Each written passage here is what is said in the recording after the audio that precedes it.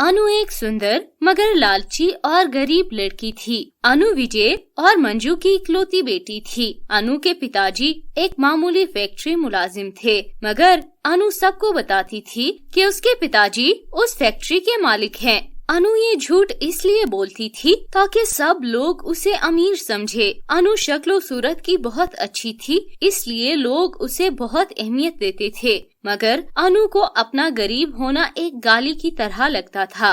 वो चाहती थी कि किसी तरह वो रातों रात अमीर बन जाए और वो पैसे को पानी की तरह बहाए। अनु को सजने संवरने और शॉपिंग करने का भी बहुत शौक था, मगर ये दोनों शौक पूरा करने के लिए उसे पैसे की जरूरत थी।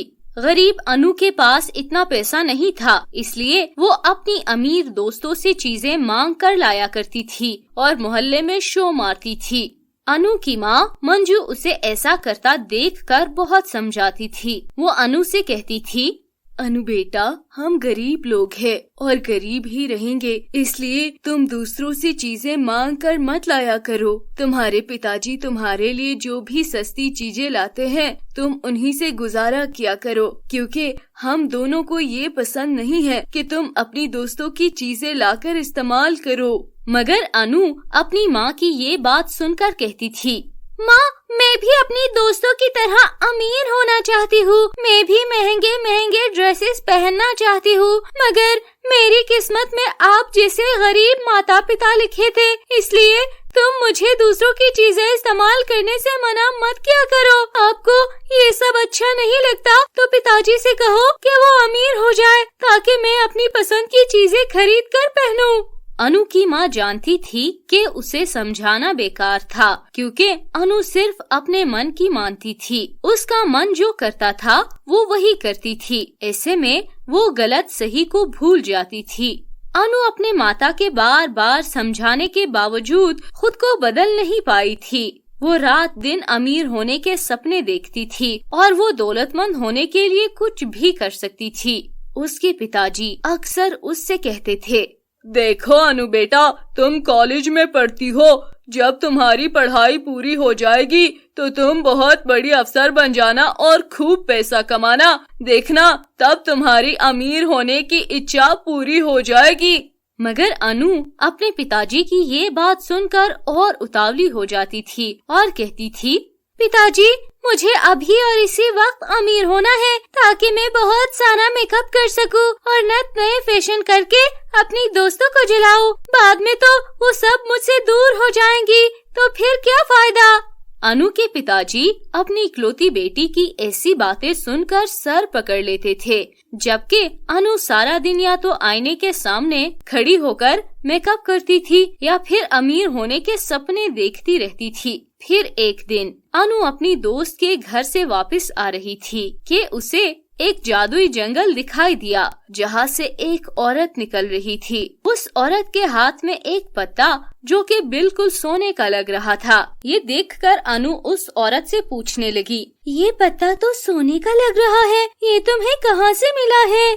अनु की बात सुनकर वो औरत कहने लगी, ये जादुई जंगल है जिसमें एक ऐसा दरख्त भी मौजूद है जिसके सारे पत्ते सोने के हैं। ये सुनकर अनु की आंखें फटी की फटी रह गई। वो उस औरत से कहने लगी, अगर जादुई जंगल में सोने का दरख्त है तो तुम बहुत बेवकूफ औरत हो, जो कि इतनी बड़ी दरख्त को छोड़कर उसका सिर्फ एक पत्ता तोड़ लाई हो।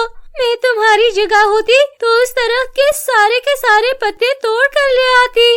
अनु की ये बात सुनकर वो औरत हंसने लगी और अनु को बताया, तुम नहीं जानती कि जो उस दरख्त का एक पत्ता तोड़ेगा उसके घर का एक बंदा मर जाएगा, इसलिए लोग इस दरख्त से ज्यादा पत्ते नहीं तोड़ सकते। मैं भी बहुत मजबूर होकर इस दरख्त का पत्ता तोड़ लाई हूँ, क्योंकि मेरा बेटा बहुत बीमार है।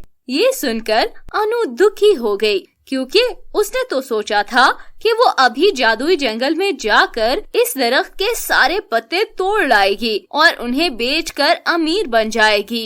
मगर अब तो वो उस दरख्त के सारे पत्ते नहीं तोड़ सकती, क्योंकि उसके घर में माता पिता के अलावा दादाजी, दादी और एक सौतेली बुआ भी रहती थी। अगर अनु उस दरख्त के बहुत सारे पत्ते तोड़ लाती तो यकीनन उसके घर वाले मर जाते। इसलिए अनु ने उस औरत के जाते ही जादुई जंगल में जाने का फैसला किया और जैसे ही वो उस जादुई जंगल में पहुंची, इतने सारे सोने के पत्ते देखकर उसके मन में लालच आ गया। उसने खुद से कहा, मैं आज ही इस दरख्त के 3 पत्ते तोड़ लेती हूँ और अगर इसके बदले मेरे दादाजी, दादी और बुआ जी मर जाते हैं तो मुझे कोई परवाह नहीं, क्योंकि दादाजी और दादी तो बहुत बूढ़े हो चुके हैं और हर वक्त खांसते रहते हैं। उनके लिए तो मरना ही बेहतर रहेगा। और बुआ जी भी मेरे पिताजी की सौतेली बहन है और वो भी हर वक्त मुझे डांटती रहती है, इसलिए वो भी मर जाए तो अच्छा होगा। मुझे उनके मरने से कोई फर्क नहीं पड़ता।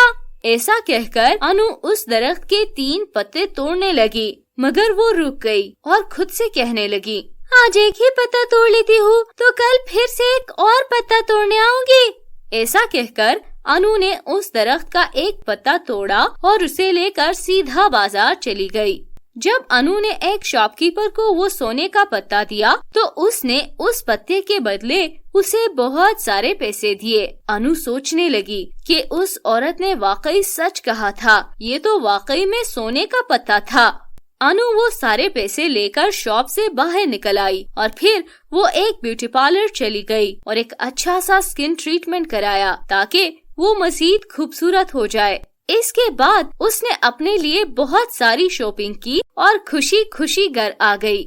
मगर जैसे ही वो घर आ गई उसने देखा कि उसके माता पिता बहुत दुखी बैठे हैं। अनु की माँ मंजू ने उसे देखते ही कहा, अनु बेटा तुम कहाँ चली गई? तेरे कॉलेज जाने के बाद तेरे दादाजी की तबीयत बहुत खराब हो गई और वो अस्पताल में मर गए। ये सुनकर अनु हैरान रह गई। उस औरत ने सच ही कहा था कि एक पत्ता तोड़ने पर उसके घर का एक बंदा मर जाएगा। अनु को दादाजी के मरने का बहुत दुख हुआ क्योंकि ये उसके लालच की वजह से हुआ था, मगर वो अपने माता पिता पर ये जाहिर नहीं करना चाहती थी कि ये सब उसकी वजह से ही हुआ था। इसलिए वो अपने माता पिता से कहने लगी, आप लोग इतने दुखी क्यों हैं? वैसे भी दादाजी तो बहुत बूढ़े हो चुके थे, वो कौन सा हमें फायदा दे रहे थे? अच्छा हुआ मर गए। अनु की बात सुनकर उसके माता पिता अपना सर पकड़कर रह गए क्योंकि अनु बहुत बेहिस थी। उसे अपने किसी भी रिश्ते की कदर नहीं थी। दादाजी के मरने के बाद अनु ने वो सारे नए ड्रेस निकाले और उन्हें पहनकर अपनी दोस्तों के घर गई ताकि उनके सामने शो मार सके।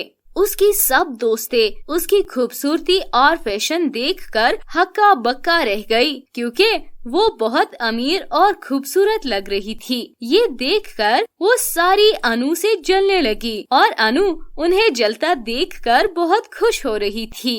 फिर कुछ दिनों के बाद जब अनु के सारे नए ड्रेस पुराने हो गए तो उसने सोचा कि अब फिर से जादुई जंगल जाना चाहिए ताकि वो फिर से एक पत्ता तोड़ लाए।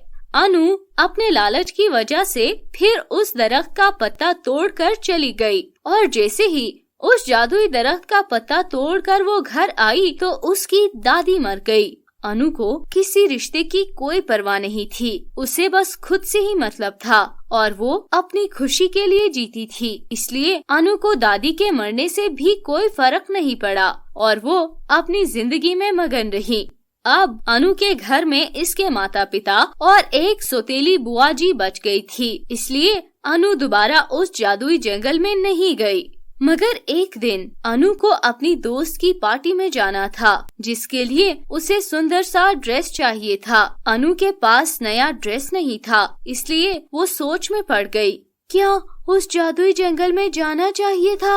अनु खुद से पूछने लगी। तभी उसने सोचा कि उसके घर में अभी बुआ जी मौजूद थी, वो उसके बदले एक पत्ता तोड़ कर ला सकती थी।